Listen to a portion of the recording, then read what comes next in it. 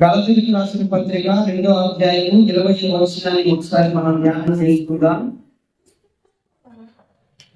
చదవండి, ఒక్కరు చదవండి. నేను క్రీస్తుతో కూడా సిలువ వేయబడి ఉన్నాను, ఇకను జీవించువాడును నేను కాను, క్రీస్తే నా యందు జీవించుచున్నాడు. నేనిప్పుడు శరీరముతో జీవించుచున్న జీవితము నన్ను ప్రేమించి నా కొరకు తను తాను అప్పగించుకొనిన దేవుని కుమారుని అందరి విశ్వాసం వలన జీవించుచున్నాను. దేవునికి స్తోత్రం. హల్లెలూయా. మంచి ప్రియులారా, ఈ సమయంలో దేవుని యొక్క సహాయం కొరకు చిన్న ప్రార్థన చేసుకుందాం. పరిశుద్ధమైన తండ్రి, ప్రేమాస్వరూపుడా, మమ్మల్ని మిగిలిగా ప్రేమించిన మా యేసయ్యా, నీ ఘనమైన ఉన్నతమైన మహాపరిశుద్ధమైన నీ నామమును బట్టి, నీ వ్యక్తిత్వ స్వభావ లక్షణములను బట్టి, నీ యొక్క ప్రభావం శక్తిని బట్టి నీ వందనాలు స్తోత్రాలు తండ్రి. అయా యొక్క పునరుద్ధారపు వేళ, అయా యొక్క మధ్యాహ్నకాల సమయంలో తండ్రి ప్రభా, ఏ రీతిగా నాయనా మీరు ధ్యానించుకోవడానికి మీరు మాకు ఇచ్చినటువంటి శ్రేష్టమైన సమయాన్ని బట్టి నీ వందనాలు స్తోత్రాలు. ఈ సమయంలో తండ్రి ప్రభా, నీ దేవదాసుని నీ శిలువ చాటును మరుగుపరుచుకొని అయా నీ నోటి పూరగానైనా వాడుకుంటున్నాను. అయా నీ మాట నా నోటి నుంచి బయలు వెళుతూ ఉన్నప్పుడు తండ్రి ప్రభా, ప్రతి ఒక్కరికి నాయన వినగలిగిన చెవులను గ్రహించగల ఆత్మను మీరు దయచేయమని సమయాన్ని చేరుకుని వచ్చిన అందరికీ ఆశీర్వాదకరముగా దీవెనకరముగా అయా శబ్ద యంత్రుల ద్వారా వింటున్న ప్రతి ఒక్కరికి మేలుకరముగా ఆశీర్వాదకరముగా మరి ముఖ్యముగా మీ నామానికి మహిమకరముగా ఉంచుకోవాలని నజరేయుడైన యేసు నామములో ప్రార్థిస్తున్నాను తండ్రి. హల్లెలూయా. ప్రేమైనటువంటి దేవుని బిడ్డలారా, ఈరోజు మన సంఘంలో చాలా ప్రత్యేకమైనటువంటి సమయం. ఏంటిది? చాలా ప్రత్యేకమైనటువంటి సమయం. ఏంటి ఈ ప్రత్యేకమైన సమయం? ఏంటి? దేవుని యొక్క రాజ్యంలో క్రీస్తు యొక్క శరీరములో ఒక అవయవముగా ఎవరు చేర్చబడుతున్నారు? ఒక సహోదరి చేర్చబడతా ఉన్నది. కాబట్టి ఈరోజు ప్రత్యేకమైనటువంటి సమయం. అయితే నేనేమంటానంటే, సహోదరితో కూడా అంటా ఉన్నాను, ఇది ఒక ప్రత్యేకమైనటువంటి రోజు. ఇది ఒక ప్రత్యేకమైనటువంటి రోజు. ఏంటి ఆ ప్రత్యేకం అనంటే, ఇప్పటిదాకా ఉన్నటువంటి ఒక జీవితం, ఒక మనిషి క్రీస్తుని బయట జీవించేటటువంటి జీవితము నుంచి యేసు క్రీస్తులోనికి, అంటే ఒక నూతనమైనటువంటి జీవితంలోనికి ప్రవేశిస్తా ఉన్నాం. ఒక నూతనమైన జీవితాలను ప్రారంభించబోతా ఉన్నావు. ఒక నూతనమైన జీవితంలోనికి నీవు ప్రవేశించబోతా ఉన్నావు. అర్థమవుతుంది? ఇంతకు ముందు నీ పుట్టినరోజు ఏంటిది? Date July 27. జూలై 27 కదా. ఈ రోజు నుంచి నీ యొక్క డేట్ ఏమైపోతుంది? బర్త్ డేట్ మారిపోతుంది. దేవుని స్తోత్రం. హల్లెలూయా. ఒక విషయాన్ని గమనించాలి. ఎవరైతే యేసు క్రీస్తు ప్రభువుని తమ సొంత రక్షకుడిగా, విమోచకుడిగా, దేవునిగా ఎవరైతే అంగీకరిస్తా ఉన్నారో, ఎవరైతే హృదయములో అంగీకరించి నోటితో ఒప్పుకొని ప్రజలందరూ ఎదుట బాహాటముగా బాప్తిస కార్యక్రమం ద్వారా క్రీస్తుని ధరించుకుంటున్నారో, వాళ్ళందరి జీవితాల్లో పుట్టినరోజు కూడా మారిపోయింది. దేవుడికి స్తోత్రం. హల్లెలూయా. ఇప్పుడు జూలై 27 అనేటటువంటి రోజు ఇంకా నీకు లేదు. అర్థమైందా? ఈరోజు ఏ రోజు? సెప్టెంబర్ 7. దేవునికి స్తోత్రం. హల్లెలూయా. సెప్టెంబర్ 7 అనేది ఈ రోజు ఏంటంటే పుట్టినరోజు. అర్థమవుతుందా? ఎందుకు అనంటే, గమనించండి, క్రీస్తు యేసులో ఒకడు నూతనంగా ఎవరైతే పుడతారో వారెవరు? అక్కడ దేవుడు అంటా ఉంటాడు. ఏమంటాడంటే, ఒకడు నేను మరణాలు తల్లి గర్భంలోకి ఎలా వెళ్తామని అన్నప్పుడు ప్రభు అంటాడు, ఒకడు నీటి మూలముగాను ఆత్మ మూలముగాను జన్మించనే తప్ప పరలోక రాజ్యంలో ప్రవేశించడు అని. ఈరోజు ఈ పుట్టినరోజు, ఆ రోజు ఆ పుట్టినరోజు ఏమో ఈ లోకంలోనికి నువ్వు రావటానికి ఆగ్రహము ఇదైతే, ఈ దినం ఏంటంట పరలోక రాజ్యంలోనికి, శాశ్వతమైనటువంటి జీవంలోనికి ప్రవేశించడానికి నువ్వు అడుగు పెడుతున్నటువంటి రోజు.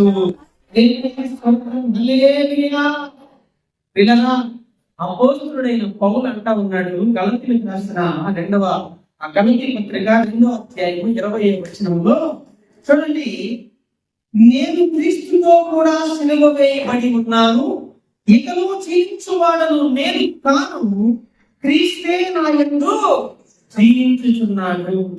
ఇక్కడ మాట్లాడిన మాట ఏంటంటే, నేను క్రీస్తుతో కూడా సిలువ వేయబడి ఉన్నాను. ఎవరంట? నేను. ఈరోజు యేసు క్రీస్తుని సొంత రక్షకుడిగా అంగీకరిస్తున్నావు కదా ఈ కార్యక్రమం ద్వారా. ఇందులో ఏంటంటే నీవు అర్థమైందా? ప్రతి మనిషి ఇక్కడ దేవుణ్ణి అంగీకరించిన ప్రతి మనిషి జీవితంలో నేను అనేటటువంటిది ఏమైపోయింది? చచ్చిపోయింది. దేవునికి స్తోత్రం. హల్లెలూయా. సిలువ వేయబడింది. అందుకంటాడు నేను క్రీస్తుతో కూడా సిలువ వేయబడ్డాను.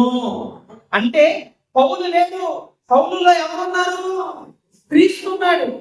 ఇప్పుడు కీర్తన ప్రభుని తన సొంత రక్షకుడిగా అంగీకరించి బాప్తిస్మ కార్యక్రమం ద్వారా ప్రభుని ధరించుకోబోతుంది.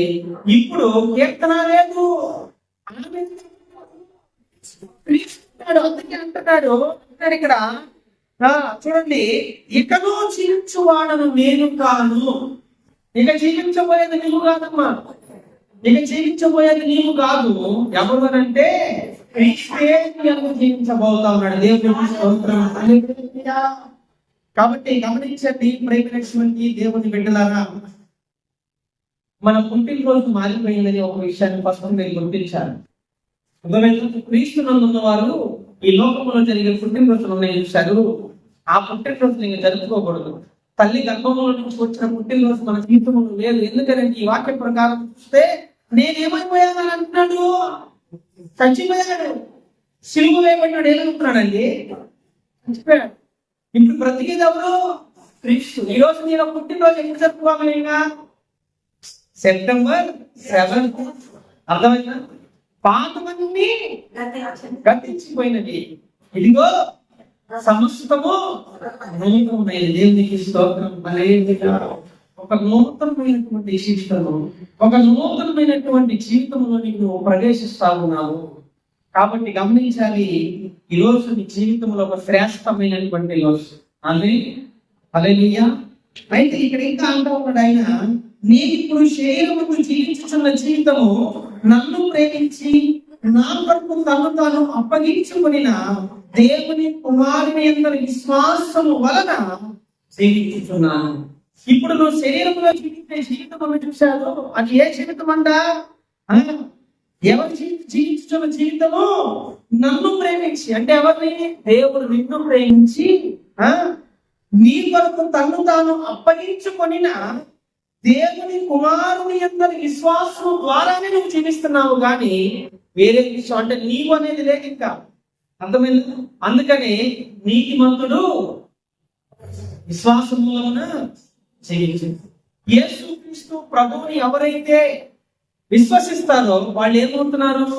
నీతిమంతులుగా తీర్చబడుతున్నారు. నీతిమంతులట దేవుని యందు విశ్వాసము మూలముగానే జీవిస్తారంట. ఈరోజు దేవుని యందు విశ్వాసముతో మాత్రమే నువ్వు జీవించాలి. అయితే గమనించాలి, ఇక్కడ ఒక విషయం నేను చెప్పాను కదా, ఏంటంటే మొట్టమొదటి గ్రహించాల్సిన విషయం, మన పుట్టినరోజు ఏమైపోయింది? మారిపోయింది. రెండో విషయం ఏంటి అంటే, యేసుక్రీస్తుని ఈ రీతిగా ఎవరైతే ధరించుకుంటున్నారో వాళ్ళు గ్రహించవలసిన రెండో విషయం, చాలా ప్రాముఖ్యమైన విషయం. ఇది ఎవరు గ్రహించట్లా, గుర్తించట్లా, గమనించట్లా, జీవించట్లా.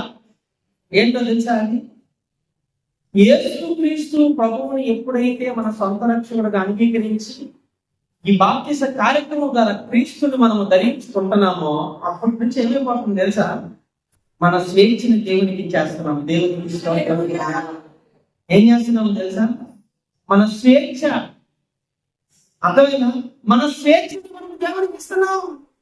దేవుణ్ణి అంగీకరించక ముందు దేవుడి విషయంలో ఏంటి అని అంటే మనం స్వేచ్ఛగా జీవిస్తా ఉన్నాం. స్వచ్ఛందంగా ప్రభు దగ్గరికి రావడానికి దేవుడు ఇష్టపడ్డాడు. ఎందుకంటే ఒక మనిషిని చెవు వీడిని దేవుడికి అర్పించుకోవాలంటే పెద్ద విషయము కాదు. కానీ స్వచ్ఛందముగా మాత్రమే ఒక మనిషి తన దగ్గరికి రావాలని దేవుడు ఇష్టపడతా ఉన్నాడు. అందుకే అన్నాడు, నేను తలుపు తడుచు ఉన్నాను, ఎవడైతే నా స్వరం విని తలుపు తెస్తాడో వాడితో నేను భోజనం చేస్తాను. అర్థమైంది? స్వచ్ఛందంగా చాలా మంది అంటూ ఉంటారు, దురాత్మ శక్తి ఏర్పడతా ఉంది, ఏలుతా ఉంది అంటారు దేవుని నమ్మిన ప్రజల్లో. ఒక్క మాటలో చెప్పాలి అంటే దేవుడు లోకానికి ఏమై ఉన్నాడు? వెలుగై ఉన్నాడు. దురాత్మ లోకానికి ఏమై ఉన్నాడు? అవునా? ఇప్పుడు వెలుగు ఎక్కడైతే ఉండదో అక్కడ చీకటి ఉండిదా? ఉండదు. ఇప్పుడు యేసు ప్రభువు ఎక్కడికైతే వస్తాడో అక్కడ చీకటి ఉంటుందా? ఉండదు.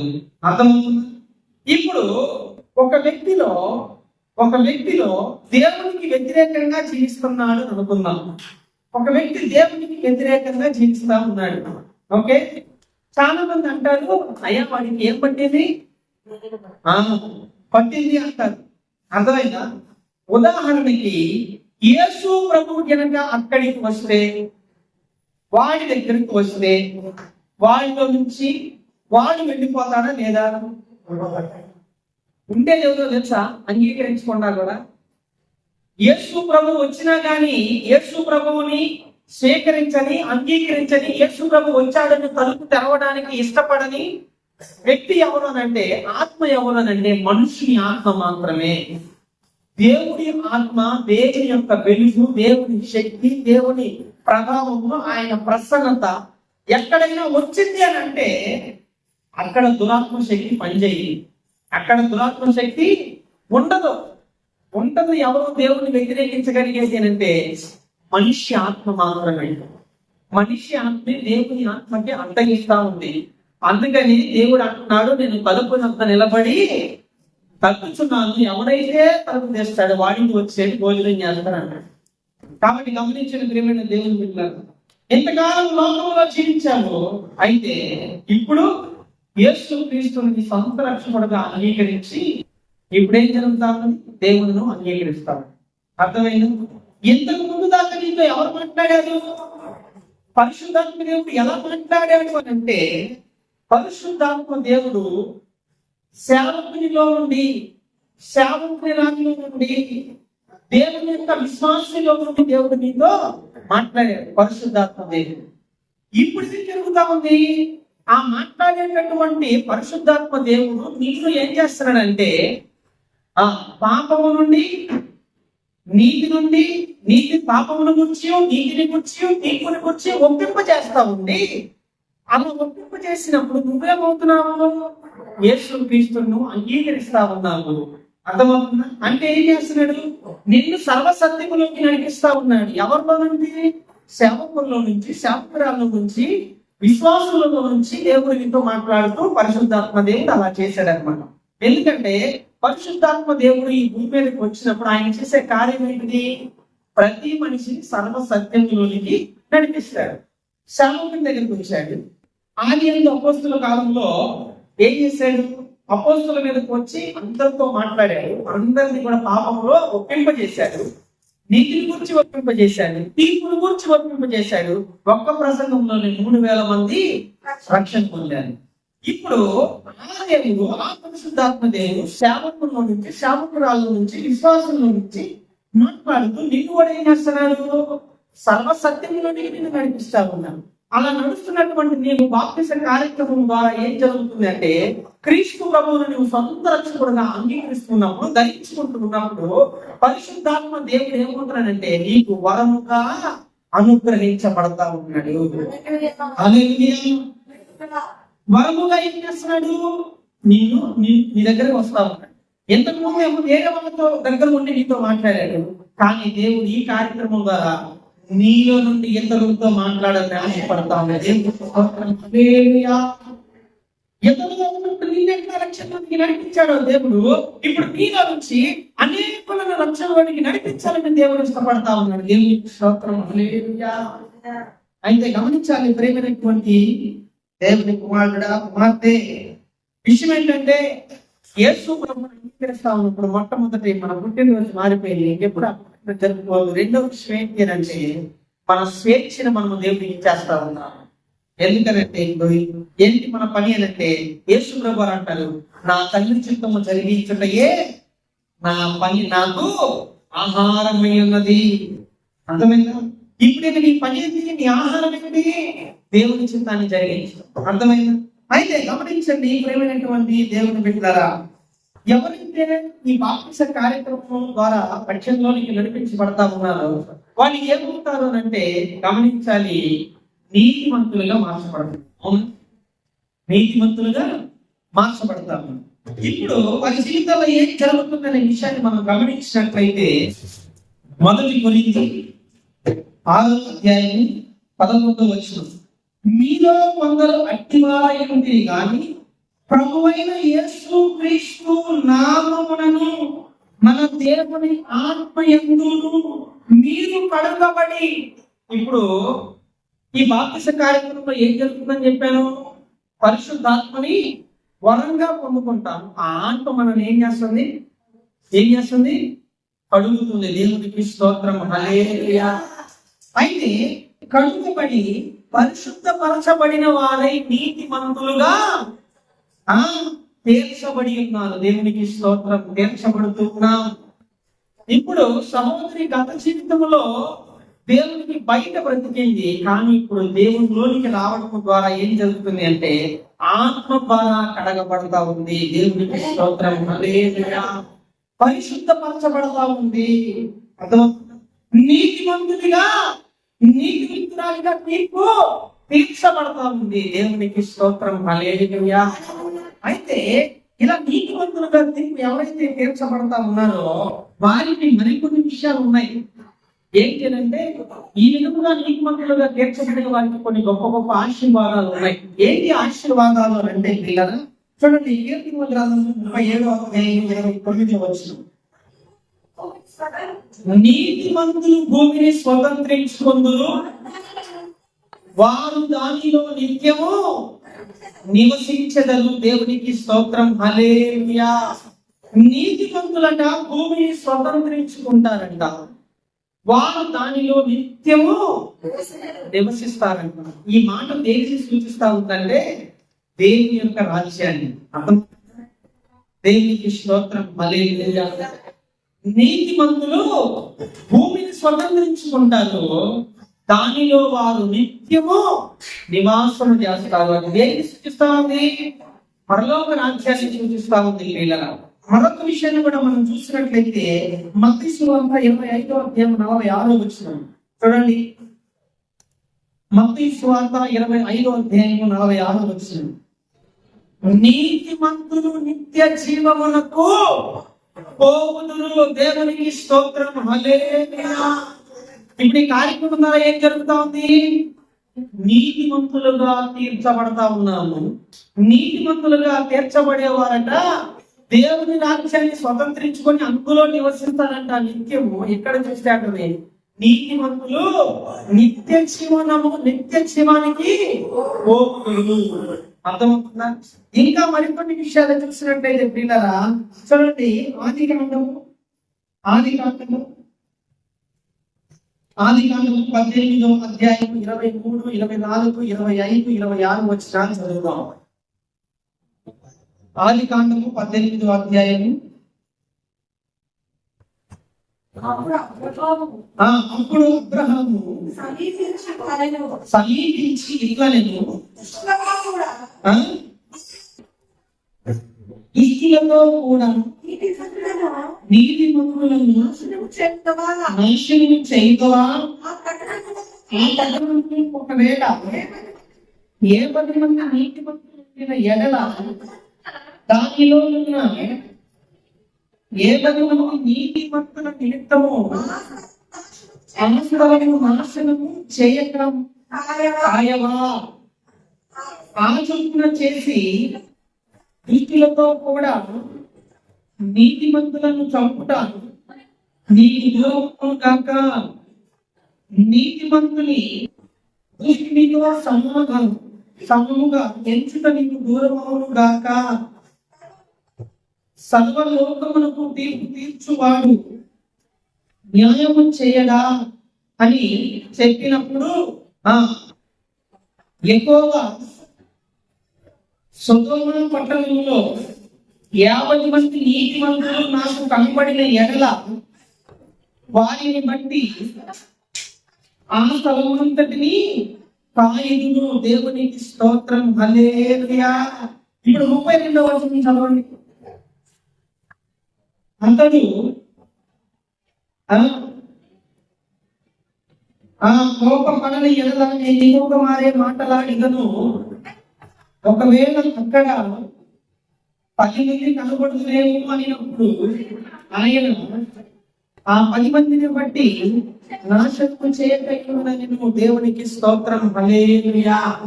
ఇక్కడ విషయం ఏంటంటే సొదొమ గొమొర్రా అనేటటువంటి ప్రాంతాన్ని దేవుడు ఏం చేయడానికి వచ్చాడు? నాశనం చేయడానికి వచ్చాడు. అయితే అక్కడ అబ్రహాం ఏమంటా ఉన్నాడు? ఏమంటున్నాడు? అక్కడ ఉన్నటువంటి నీతిమంతుడు ఎవరున్నారు? లోతు ఉన్నారు కదా. అయితే అయ్యా అక్కడ 50 మంది నీతిమంతులు ఉంటే వారిని బట్టి ఆ పట్టణాన్ని నాశనం చేయక దాన్ని కాస్తావా అని అడిగితే దేవుడు అంటాడు, ఆ 50 మంది నీతిమంతులను బట్టి నేను ఆ పట్టణం నాశనం చేయక కాస్తాను అన్నాడు. ఓకేనా? తర్వాత 5 తగ్గితే పర్వాలేదండి. ఆ తర్వాత 30 మంది ఉంటే పర్వాలేదండి. 20 మంది ఉంటే పర్వాలేదండి. చివరికి అంటాడు, కోపపడని ఎడ మరొక్కసారి నేను మాట్లాడతాను. ఏం కదండి, 10 మంది ఉన్న ఎడల ఆ పట్టణాన్ని నువ్వు కాస్తావా అని అడిగింది. ఆ 10 మంది నీతిమంతులను బట్టి నేను ఆ పట్టణాన్ని కాస్తాను అని అన్నాడు. దేవునికి స్తోత్రం, హల్లెలూయా. పిల్లరా గమనించండి, నీతిమంతుడుగా నువ్వు మార్చబడితే, నీతిమంతుడుగా నువ్వు ఉన్నట్లయితే నువ్వున్న ప్రాంతము రక్షించబడింది, నీ కుటుంబం రక్షించబడింది. అర్థమవుతుందా? ఒక్కడు యేసు ప్రభువుని అంగీకరిస్తే ఆ పట్టణానికే రక్షణ అంట. దేవునికి స్తోత్రం, హల్లెలూయా. ఎవరైనా ఒక కుటుంబంలో రక్షించబడితే ఆ ఒక్క నీతిమంతుని బట్టి ఆ కుటుంబం రక్షించబడిందంట. దేవునికి స్తోత్రం, హల్లెలూయా. పిల్లరా, లూకాసు వార్త 19వ అధ్యాయం 9వ వచనంలో ఒక మాట రాయబడి ఉంటుంది. ఏంటంటే చెక్కయ్య అనీతిమంతుడుగా ఉన్నాడు, నీతిమంతుడు కాదు. కానీ యేసు ప్రభువునందు విశ్వాసమును బట్టి ఏమయ్యాడో తెలుసా? ఇతడు అబ్రహాము కుమారుడే, నేడు రక్షణ వచ్చి ఉంది. అబ్రహాము కుమారుడు అంటే ఎవరు? అబ్రహాము దేవుని నమ్మెను, అది అతనికి నీతిగా ఎంచబడిను. ఈ రోజు ఇతను కూడా అబ్రహాము కుమారుడు అంటే ఇతడు నీతిమంతుడు, నేడు ఇతని ఇంటికి రక్షణ వచ్చి ఉన్నది. ఈ రోజు దేవుని అంగీకరిస్తున్నటువంటి నీవు నీ కుటుంబాన్ని రక్షించుకోగలుగుతా ఉన్నావు. దేవునికి స్తోత్రం, హల్లెలూయా. నువ్వు నివసిస్తున్న పట్టణాన్ని నువ్వు రక్షించుకోగలుగుతా ఉన్నావు. అర్థమవుతుందా? కాబట్టి గమనించిన ప్రియమైన దేవుని బిడ్డలారా, దేవుని బిడ్డలుగా మనము కనుక అధికారం పొందుకోగలిగితే ఎన్నో గొప్ప ఆశీర్వాదాలు మనకు ఉన్నాయి. మరి మరొక విషయాన్ని మనం చూద్దాం. కీర్తనల గ్రంథము 34వ అధ్యాయం 12వ వచనం.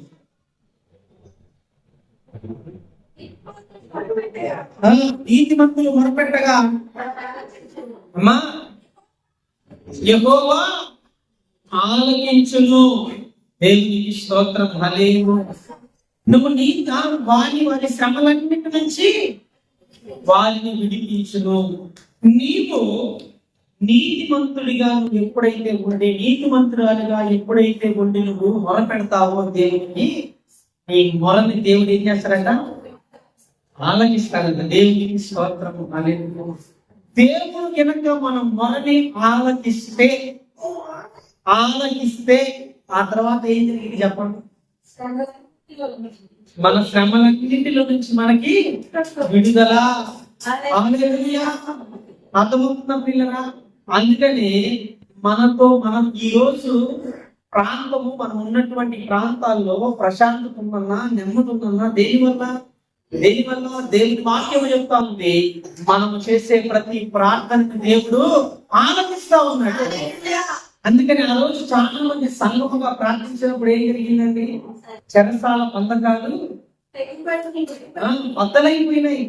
అర్థమవుతుందా? గమనించండి ప్రేమైన దేవుని బిడ్డలారా. అందుకని నీతిమంతుని ప్రార్థన బహుబలము గలదై ఉంటది. దేవునికి స్తోత్రం. హల్లెలూయా. అందుకని మన ప్రార్థన దేవుడు ఆలకిస్తాడట. ఇంకొక మాటలు మనం చూసినట్లయితే కీర్తన గ్రంథము 92వ అధ్యాయం 12వ వచనం. కీర్తన గ్రంథము 92వ అధ్యాయం 12వ వచనాన్ని గమనించండి. నీతిమంతులు ఖర్జూర వృక్షము వలె మొవ్వగలిగురు, లెబనోను దేవదారు వృక్షముల వలె వారు ఎదుగుదురు. దేవునికి స్తోత్రం. హల్లెలూయా. చూడండి, ఖర్జూరపు చెట్టు లాగట ఏం చేస్తారంట? మొవ్వ వేస్తారంట. అంటే ఏం చేస్తారు? శిక్షిస్తారంట. దేవునికి స్తోత్రం. హల్లెలూయా. తర్వాత లెబనోను దేవదారు వృక్షముల వలె ఎదుగుతారంట. ఏం చేస్తారు? ఎదుగుతారు. ఎత్తైనటువంటి చెట్లు ఏంటో తెలుసా? లెబనోను దేవదారు. ఇదేం తిన్నారు? ఆ విధముగా మన ఎదుగుదల ఉంటుందంట ఎప్పుడైతే మనం నీతిమంతులుగా ఉంటాం. అందుకని గమనించండి ప్రేమైన దేవుని బిడ్డలారా, ఒకడు నీతిమంతుడు అవ్వాలంటే దేని ద్వారాగా? దేని ద్వారా? చదువు కూడా నీకు జ్ఞాపకం చేస్తాను. 5వ అధ్యాయం 1వ వచనాన్ని మనం చూసినట్లయితే, కాబట్టి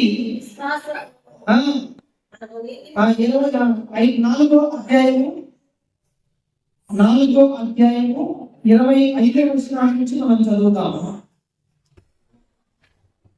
ఆయన మన అపరాధముల నిమిత్తము అప్పగింపబడి మనము నీతిమంతులుగా తీర్చబడుటకై లేపబడిను. కాబట్టి విశ్వాసము మనము నీతిమంతులుగా తీర్చబడి మన ప్రభువు అయిన యేసుక్రీస్తు ద్వారా దేవునితో సమాధానము కలిగి ఉందము. దేవునికి స్తోత్రం. హల్లెలూయా. ఒక మనిషి ధర్మశాస్త్ర క్రియల మూలంగా నీతిమంతుడుగా తీర్చబడడు. కేవలము యేసుక్రీస్తునందరి విశ్వాసం ద్వారా మాత్రమే నీతిమంతులుగా తీర్చబడతారని దేవుని వాక్యం తెలియజేస్తా ఉన్నది. కాబట్టి గమనించండి, నీతిమంతులకు వచ్చేటటువంటి ఆశీర్వాదములు ఎన్నో ఉన్నాయండి. కీర్తన గ్రంథం 112:6 ఉంటది, నీతిమంతులు నిత్యము జ్ఞాపకములో ఉంటారంట. ఏం చేస్తారంట? నీతిమంతులు నిత్యము జ్ఞాపకములో ఉంటారు. ఎవరి జ్ఞాపకములో? దేవుని జ్ఞాపకములో ఉంటారు. దేవునికి స్తోత్రం.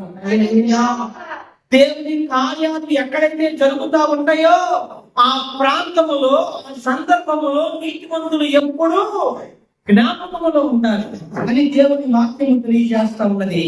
ఇంకా సామెతల గ్రంథము 10వ అధ్యాయం 24వ వచనములో చూసినట్లయితే, చివరిగా 2-3 వచనాలు చదివించి నేను ముగిస్తాను.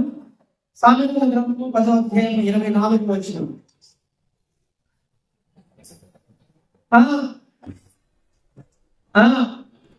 నీతిమంతులు ఆశించినది వారికి దొరుకును. దేవునికి స్తోత్రం. హల్లెలూయా. నీతిమంతులు ఆశించినది వానికి దొరుకును. ఈరోజు నీతిమంతులుగా మనం ఉంటే మనం ఆశించినదల్లా కూడా మనము పొందుకోగలుగుతా ఉన్నాం. దేవునికి స్తోత్రం. హల్లెలూయా. సామెతల గ్రంథంలోనే 28:1 చదువుతాం. సామెతలు 28:1.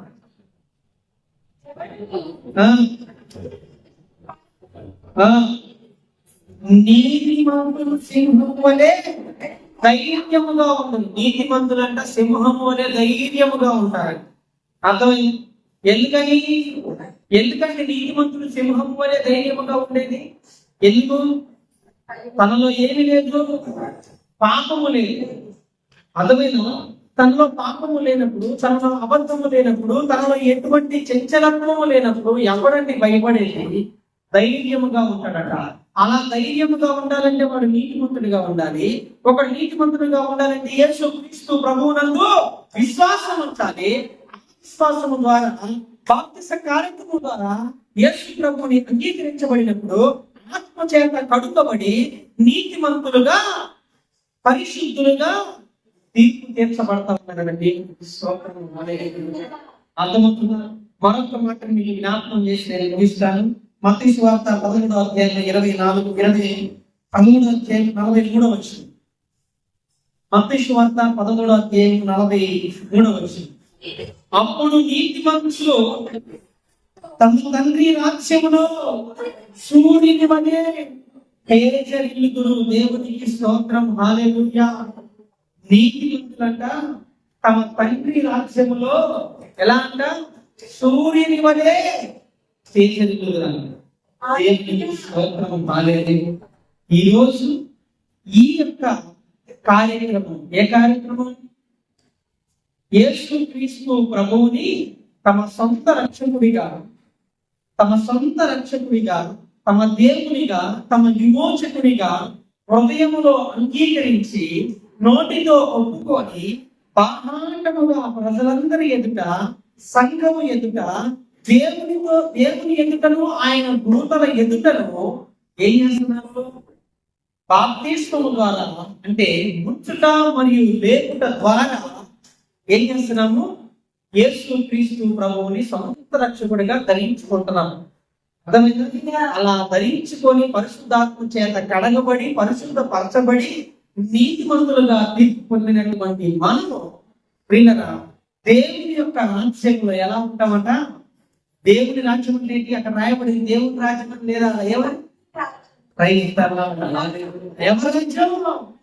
తమ తండ్రి రాజ్యములో సూర్యుని వలె తేజరిల్లుదురట. దేవునికి చూసారా ప్రియులారా? అర్థమవుతుందా? ఇప్పుడు దాకా నీకు దేవుని తండ్రి కాదు, కానీ ఇప్పటి నుంచి దేవుడు ఏమవుతా ఉన్నాడు? తండ్రి అవుతున్నాడు. దేవునికి స్తోత్రం. ఇప్పుడు దాకా నీ తండ్రి ఎవరు? దేవదాసు. ఇప్పటి నుంచి ఎవరు? పరలోకములో ఉన్నటువంటి దేవుడు, ఆయన మనసరైనటువంటి యేసు క్రీస్తు ప్రభువారు. ఆయన నీకు దేవుడుగా ఇప్పుడేమైపోయాడు? తండ్రిగా మార్చబడ్డాడు. దేవునికి స్తోత్రం. దేవుడు అందరికీ, అంటే యేసు క్రీస్తు అందరికీ ప్రభువు. ప్రభు అంటే ఏంటి? రాజు, దేవుడు. కానీ ఇప్పుడు నీకేమైపోయాడు? అందరిలో కాలం ఉంది. నువ్వు ఎవరిలో ఉన్నావు? ప్రత్యేకముగా ఉన్నటువంటి వారిలో, ప్రత్యేకించబడినటువంటి వారిలోకి నువ్వు రాబోతా ఉన్నావు. క్రీస్తు శరీరంలోనికి నువ్వు రాబోతా ఉన్నావు. అందుకని నీకెవరు? దేవుడు తండ్రిగా ఉన్నాడు. దేవునికి స్తోత్రం. హల్లెలూయా. అర్థమవుతుంది? కాబట్టి గమనించిన ప్రియమైన దేవుని బిడ్డలారా, ఎప్పుడైతే మనం ఈ రీతిగా దేవుణ్ణి స్వీకరిస్తా ఉన్నామో, ఒక శ్రేష్టకరమైన జీవితం మనకి ప్రారంభం కావాలి. ఆ ప్రారంభంలోనికి నువ్వు ఇప్పుడు అడుగు పెడతా ఉన్నావు. మనస, వాచ, కర్మణ, శుద్ధిగా యేసు క్రీస్తు ప్రభు వారిని సొంత రక్షకుడుగా అంగీకరించి ఆయన కొరకు జీవించడానికి నువ్వు ఇష్టపడాలి. అర్థమైంది? ఇప్పుడు దాకా నువ్వు జీవించిన జీవితం ఒక ఎత్తు అయితే, ఇప్పుడు నుంచి నువ్వు జీవించాల్సిన జీవితం ఒక శ్రేష్టకరంగా ఉంది, మారబోతా ఉంది. ఎందుకంటే అక్కడ అపోస్తలుడైన పౌలు అంటా ఉన్నాడు, ఇక్కడ నువ్వు జీవించి వాడు నేను కాను, ఇస్తే నా ఎందుకు జీవిస్తా ఉన్నాడు అన్నాడు. ఈ అపోస్తలుడైన పౌలు అంటా ఉంటాడు కదా, ఫిలిప్పీయులకు రాసిన పత్రికలు అంటాడు, సమస్తమును ఏం చేస్తావు అలా చూద్దాం. ఫిలిప్పీయులకు రాసిన పత్రికలో, ఫిలిప్పీయులకు రాసిన పత్రిక ఒక్క మాట చదువుకొని మనం మరి బాప్తిస్మం దగ్గరికి వెళ్దామండి. ఫిలిప్పీయులకు రాసిన పత్రిక 3వ అధ్యాయం 10వ వచనం. ఏ విధము చేతనైనను ఏ విధము చేతనైనను నీళ్ళలో నుండి నాకు పునరుద్ధానము కలగబడినని ఆయన మరణ విషయములో సమాన అనుభవము గలవాడని ఆయనను ఆయన పునరుద్ధాన బలము ఎరుగు నిమిత్తము ఆయన శ్రమలో పాలివాడినై పాలివాడుకున్న ఎట్టిలో ఎరుగు నిమిత్తము సమస్తము నష్టపరుచుకొని వాటిని పెంటతో సమానముగా ఎంచుకుంటున్నాను. ఇప్పటి నుంచి చెప్పేది క్రీస్తు కొరకు బ్రతకాలి. అర్థమైందా? క్రీస్తు కొరకు బ్రతకాలి. అట్లా అని చెప్పి భర్తను వదిలేసని కాదు, బిడ్డల గురించి పట్టించుకోమని కాదు. అర్థమైందా? భర్తని ఎందుకనంటే పిల్లరా గమనించాలి, సంఘానికి శిరస్సు ఎవరు? క్రీస్తు. స్త్రీకి శిరస్సు ఎవరు? తన భర్త. ఎఫెసీయులకు రాసిన పత్రిక 5వ అధ్యాయంలో. కాబట్టి నీ భర్తని గౌరవించాలి, నీ భర్తకి నువ్వు లోపడాలి ప్రతి విషయంలో. అదే విధంగా అంటే నీ పిల్లల్ని కూడా నువ్వు ఏం చేయాలా? ప్రేమించాలి. దేవుడు ఎలా ప్రేమించాడు మనల్ని? ఎలా ప్రేమించాడు? ప్రాణం పెట్టేంతగా మనల్ని ప్రేమించాడు. నీ బిడ్డను కూడా ప్రాణం పెట్టేంతగా నువ్వు ప్రేమించాలి. ఆ తర్వాత ఇరుగు పొరుగు వారిని ఏం చేయాలా? ప్రేమించాలి. అర్థమైందా?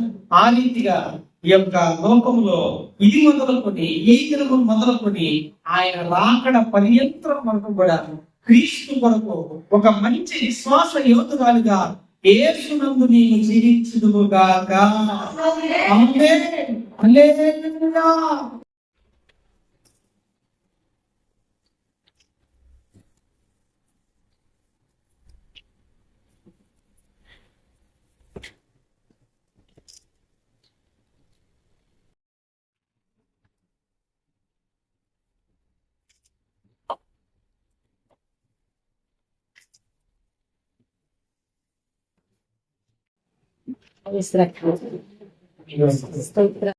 Praise the lord. హల్లెలూయా. ఒకసారి అందరూ సంతోషంగా ఉన్నారా?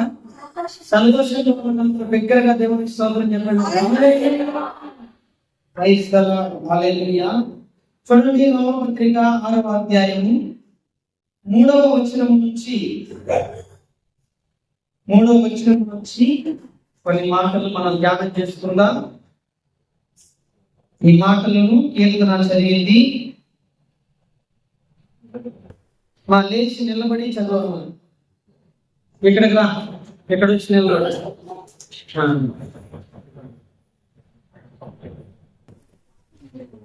6:3 నుంచి.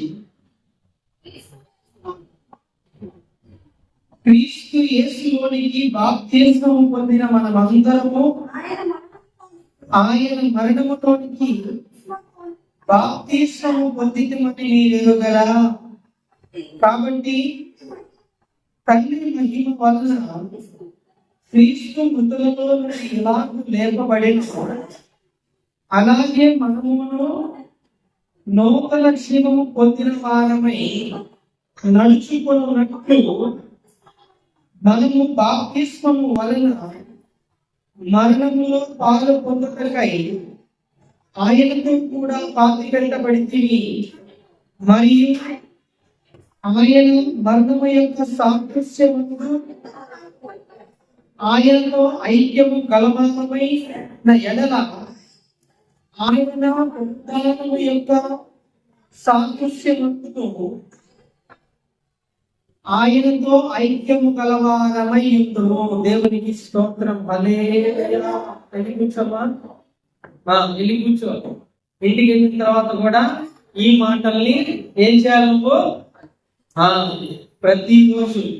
ప్రతిరోజు ఈ మాటల్ని చదవాలి. 11వ వచనం దాకా చదవాలి. 3వ వచనం నుంచి ఇక్కడ మీరందరూ కూడా 3వ వచనం నుంచి 11వ వచనం దాకా రోమపత్రిక 6వ అధ్యాయాన్ని మీరు చదువుతా ఉండండి. చదువు రాని వాళ్ళు అప్పుడప్పుడు ఏమన్నా చదివించుకోనైనా వింటా ఉండండి వాటిని. సరేనా? రాయబడినటువంటి వాక్య భాగంలో మనం చూసినట్లయితే క్రీస్తు యేసులోనికి బాప్తిస్మము పొందిన మనమందరము ఆయన మరణములోనికి బాప్తిస్మము పొందితిమని మీరెరుగరా? అందరం ఇరిగే ఉన్నామా? ఏమయ్యామంట? ఆయన మరణములోనికి. అర్థమైందా? అందుకనే ఆయన మరణములోనికి మనం బాప్తిసం పొందాను అనే అపోస్తలుడైన పౌలు ఏమంటా ఉన్నాడు? నేను క్రీస్తు వలె ఏమయ్యాడట? నేను క్రీస్తు యేసునందు సిలువ వేయబడినాను, ఎక్కడో జీవించువాడను నేను తాను, నా యందు జీవించుతున్నది క్రీస్తు యేసే అని చెప్తా ఉన్నాడు. అంటే బాప్తిస్మములో ఏం జరిగింది? నీ యొక్క పాత స్వభావం అంటే ఏంటి? ప్రాచీన పురుషుడు ఏమైపోయాడు? ఆ స్వభావం ఏమైపోయింది? పాతి పెట్టబడింది. దేవునికి స్తోత్రం. హల్లెలూయా. ఇప్పుడు ఏమయ్యావు నువ్వు? ముంచుట కార్యక్రమంలో పాతి పెట్టబడి లేపుట అనే కార్యక్రమంలో ఏం జరిగిందంటే ఆయన పునరుద్ధానమునకు సాదృశ్యముగా. చూడండి, ఇక్కడ రాయబడిన మాట, ఆయన పునరుద్ధానము యొక్క సాదృశ్యమందును ఆయనతో ఐక్యము గలవారమై ఇందుము. దేని ద్వారా అంటే లేపుట ద్వారా. అర్థమవుతుందా? అంటే ముంచుట ద్వారా ఏం జరిగింది? పాంతలకి ఏమైపోయాడు అంటే కీర్తన అనేటటువంటి వ్యక్తి ఏమైపోయాడు అంటే గతములో ఈ పేరు కీర్తననే. అర్థమైందా? అసలు పేరు ఏంటంటే నీ పేరు కానీ ఇప్పుడు నీ పేరు కీర్తన అని మేము మార్చాల కీర్తన. ఓకే ఓకేనా? ఓకే, అందుకే దేవుడు కూడా అదే అలాగే ఓకేనా?